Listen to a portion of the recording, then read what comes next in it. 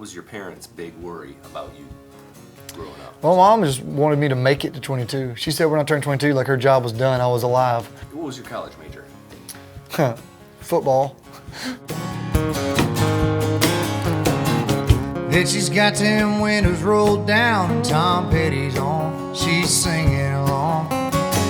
My mom always said I could get up and go hunting at 4 o'clock in the morning, go trek through a swamp trying to shoot a duck, or get up and go to football workouts at 5 in the morning, but I couldn't go to a 9:15 class. School was not for me. I truly believe it. And I can honestly say I dated a girl for a little while, and if I ever got like looking off in a trance or something, she'd say, "You're thinking about turkeys, aren't you?" And I was. I mean, that was, when turkey season's in, I chased them around all over the place. And duck hunting was one of those things where I was mad at them. You know, I had to go out there. If they were flying, I had to go see where they were at. She might be dancing to a long-haired cover band on the coast, but if I know her, she ain't dancing alone.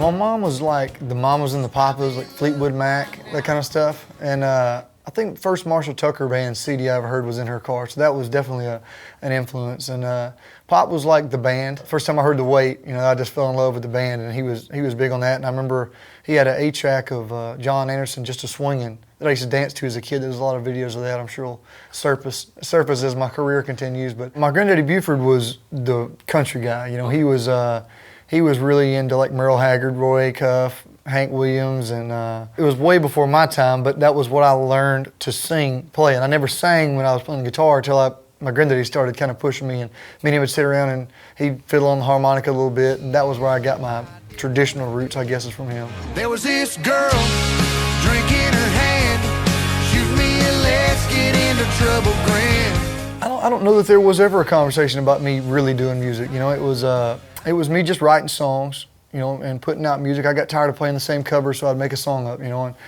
I'd go record at some guy's, you know, Bob's garage somewhere, and it was horrible production, but it was music, you know, it was original material, and that was what kind of set me apart from all these other guys playing the same bars, playing the same cover songs. So my writing is what kind of started building somewhat of a career. And I remember opening for Marshall Tucker Band, oddly enough, in Anniston, Alabama, and I played a song I wrote called Bury Me in Dixie that was about the state of Alabama. And the crowd just went nuts when I was playing it. You know, and I've never been the type of singer that just blows somebody away. It had to be the words of the story. So that was when I started thinking that my songwriting could, you know, kind of move me in the direction of a music career. And people started buying tickets to shows. I mean, I really couldn't tell you why or how. It just, people started showing up, and my folks were as excited about it as me, and probably as shocked as me. She's probably in love by now. A girl like that don't stay lonely long. I bet she's already found somebody else, and he ain't doing her wrong.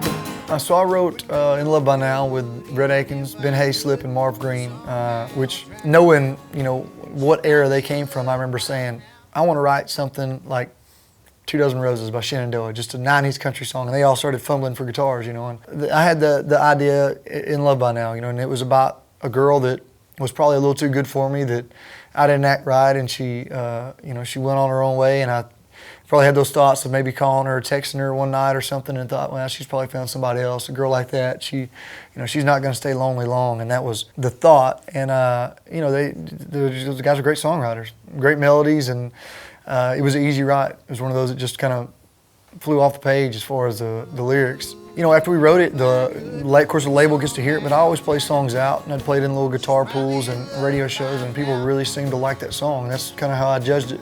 Yeah, she's probably in love. She's probably in love by now.